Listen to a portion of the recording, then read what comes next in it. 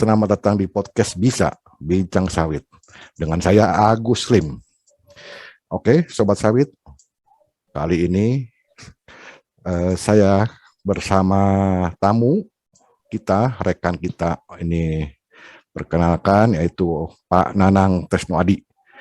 Pak Nanang ini sudah puluhan tahun di sawit dan beliau sudah merantau mulai dari Sumatera hingga Kalimantan. Nah, ayo kita sapa kembali dengan Pak Nanang. Silakan Pak Nanang. Oh ya, selamat malam Pak Agus. Ya benar, saya sudah cukup lama di perkebunan ini. Jadi kalau bincang-bincang kita tentang sawit yang Bapak sampaikan ini banyak ya yang bisa kita bincangkan, yang kita bicarakan mulai dari hal hulu sampai ke hilir. Jadi bincang-bincang ini apa yang Bapak mau Bapak apakan ke saya, Pak? Oke, Pak Nanang. Ya, kita tahu bahwa di dalam industri sawit ini itu faktor yang utama adalah di bibitan. Itu faktor utama dan faktor awal. Nah, pada bincang-bincang kali ini kita membincangkan mengenai pembibitan, mulai dari penentuan lokasi, mengenai perhitungan luas bibitan, mengenai persiapan lahan, dan mungkin nanti juga ke sistem irigasi. Nah, untuk penentuan lokasi bibitan seperti apa itu Pak Nanang untuk bibitan itu? Kalau kita memulai sesuatu itu memang yang paling penting adalah menentukan lokasi. Jadi lokasi ini yang paling perlu dan prioritas yang diingat ketika kita mencari lokasi adalah lokasi itu dekat dengan sumber air. Lokasi dekat dengan sumber air, kemudian ketika hujan, ya, dan ketika hujan lokasi juga tidak tergenang, ya, sehingga itu bisa kita jadikan lokasi yang tepat untuk memulai kita menanam kecambah atau mulai kita melakukan pembibitan sawit di sana. Jadi lokasinya tepat, yaitu posisinya tidak jauh dari air, sumber air. Kemudian ketika hujan deras, ya, ataupun ada pengaruh sungai di sana, lahan tidak tergenang, karena ini akan berpengaruh pada bibit yang akan kita tanam nanti. Ya. Nah, mengenai apakah ada aturannya Pak Nanang mengenai pH airnya bagaimana kayak begitu yang mesti tersedia di areal bibitan? Ya, jadi untuk memudahkan kita mengontrol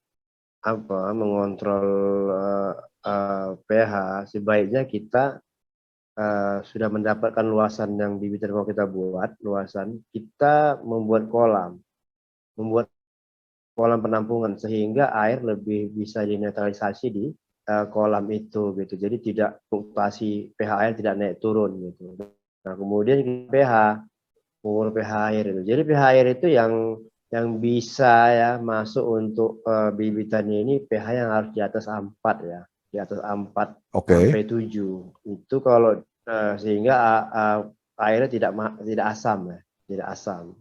Jadi kalau pH-nya di bawah 4 itu asam itu akan berpengaruh pada bibit nanti. Oke. Nah, bagaimana mengenai ketersediaan untuk topsoil, Pak Nanang? Nah, untuk topsoil ini di mana-mana tempat sebenarnya topsoil itu ada. Tinggal kita melihat profilnya tanah tersebut gitu. Biasanya topsoil itu kalau kita menggali tanah permukaan ya.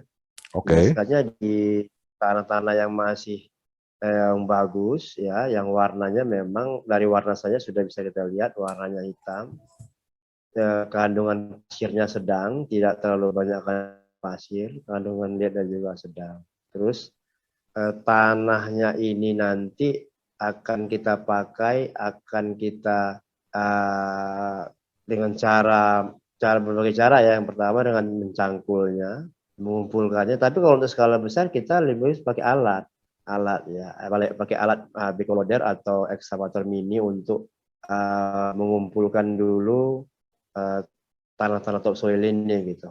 Ini yang kita pakai untuk melakukan pengisian polybag nantinya gitu. Jadi untuk kesediaan tanah biasanya di posisi mana kita usahakan yang posisi sumber tanah itu dekat dengan lokasi bibitan yang akan kita buat, sehingga dalam Oke. pengangkutan itu kita mudah.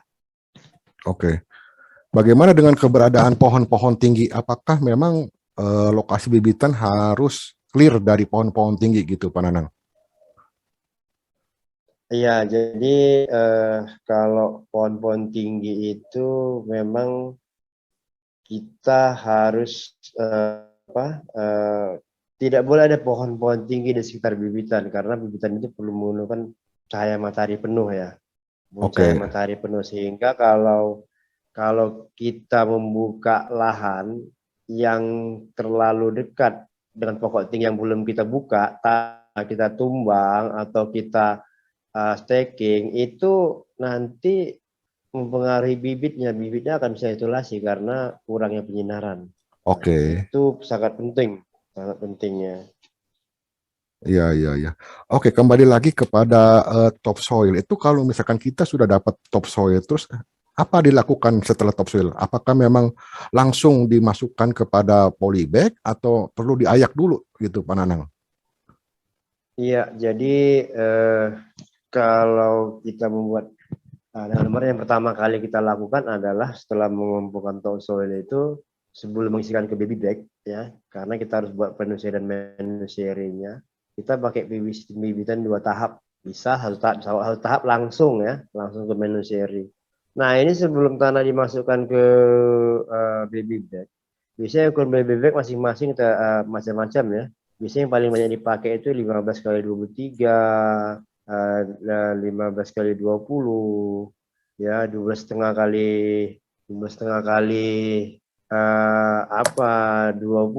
Itu banyak jenis-jenis polybag ya. Jadi yang bisa dipakai itu adalah baby bag ini. Baby bag kita bilang, bukan polybag, baby bag. Ini yang kita pakai untuk mengisi penusiri ya. Kemudian untuk tanahnya sendiri itu sebelum mengasuhkan ke baby bag harus kita ayak. Harus Jadi diayak dulu. ayaan itu tanahnya harus kita ayak dulu. Kita buat ayakan dan tanah yang kita ayak, setelah ayak nanti tanah ini kita kasih campuran lagi ya, campuran pupuk bisa. Kalau skala pribadi sih jangan, orang jarang ngasih pupuknya ya, tapi kalau kita di perusahaan ini memang tanah tadi kita campur dulu dengan pupuk ya. Kita Ya. campur dengan rock fosfat. Jadi kalau kita campur dengan rock fosfat itu kita campur, nanti yang kita campur itu kita isikan ke bibitnya gitu. Tapi kalau tanahnya juga kita khawatir, di sekolah tanahnya tadi kita lihat agak asam, kita mau nggak mau tanah tadi itu juga kita campur dengan dolomit. Oke. Dolomit dan RP kita campur. Jadi setelah kita campur tadi, itu diayak, dicampur, dan kita isikan ke baby bag-nya. Gitu. Dosisnya berapa, Pak Nanang, untuk RP, rock fosfat dan dolomit? Dosis RP dan dolomit tadi. Nah, kalau RP, ya, RP itu kita menghitung dari berapa banyak tanahnya ya. Jadi biasanya kita takar itu misalnya yang pupuk RP yang dia yang 50 kilo itu campurkan dengan tanah itu, biasanya kalau kita langsung di lapangan ini yang ukuran tanah yang sampai 1 sampai 2 kubik ya, kita Ya. campur dengan itu. Oke. Oke, mengenai untuk luasan bibitan itu sendiri bagaimana Pak Nanang? Kayak begitu. Sebenarnya bibitan kita persiapkan untuk berapa lama sih? Ya, bibitan itu kita persiapkan sebenarnya yang paling tepat adalah untuk 1 tahun ya. 12 Jadi 1 bulan. tahun itu sudah bisa kita tanam di lapangan. Jadi 1 tahun itu hitungannya mulai dari kecambah sampai dia berumur 1 tahun. Oke. Gitu. Jadi biasanya dia di waktu masa kecambah kita masukkan ke kolam produksi itu 12 minggu. Ya. Berikutnya ya 3 bulan ya setelah dimain nanti kita teruskan sampai dia berumur 12 bulan itu sudah siap untuk ditanam ke lapangan. Iya. Nah, untuk tanam polybag itu sendiri Pak Nanang di bibitan itu sendiri, apakah diatur jaraknya ada berapa kayak begitu? Untuk tanamnya kebutuhan lahan tadi itu biasanya lahan itu yang kita pakai itu lahan bibitan itu mengikuti lahan yang kita tanam di lapangan. Oke. Jadi kalau kita skalanya itu kan di bibitan itu aja untuk 1 hektar lokasi itu tergantung jarak tanamnya juga, bisa jarak tanamnya, tergantung jarak pengaturan di main seri tadi ya, di polybag tadi ya, jarak tanam 90 atau Oke. 90 ya, kalau 90 80 itu tergantung nanti. Biasanya itu bibit itu ya di sekitar 13.000 sampai 14.000 ya per hektar Per hektar. Oke. kapasitasnya. Jadi kalau kita jadi per 1 hektar ya, itu totalnya sekitar gitulah 13.000 sampai 14.000.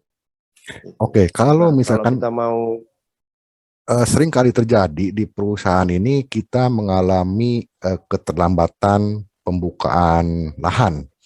Dalam arti bibit kita sudah siap, tapi lahan untuk tanam kita belum siap. Nah, ini sering kali mengakibatkan bibit yang ada di bibitan lebih umur. Bisa sampai mungkin katakanlah 24 bulan. Nah, bagaimana itu pengalaman Pak Nanang mungkin di beberapa perusahaan? Iya, jadi kalau melihat itu memang pernah juga di salah satu tempat kita bekerja dulu, itu bibit itu sampai berumur 24 bahkan lebih ya, sampai hampir 30 bulan. Masalahnya adalah ketika lahan itu tidak tersedia. Ya, ya. Tidak tersedia lahan karena kita untuk pembebasan lahan itu mengalami kendala ya, faktor sosial. Ya. Sehingga lambat. Nah, bibit ini mau diapakan? Bibit ini bibit yang ada itu mau nggak mau, yang pertama harus kita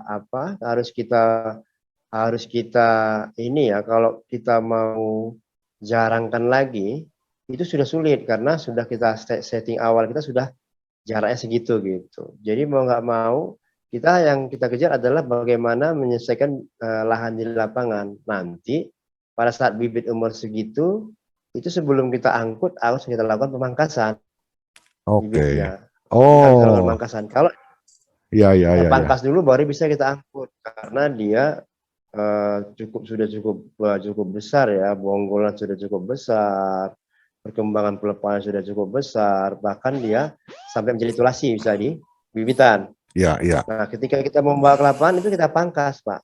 Bagus, kita pangkas, kita pangkasi itunya ya, itu sampai dari 1, itu tergantung masing-masing ya. Ada yang lebih pendek, tapi biasanya kita pangkasnya 1,2 sampai 1,5. Oke. Tingginya. Oke. 1,25 sampai 1,5. Oke, berarti memang itulah mulai dari awal penentuan lokasi itu bahwa irigasi harus dekat dengan sumber air, irigasinya bagus, tidak kena banjir, dan pH-nya minimal 4 kayak begitu.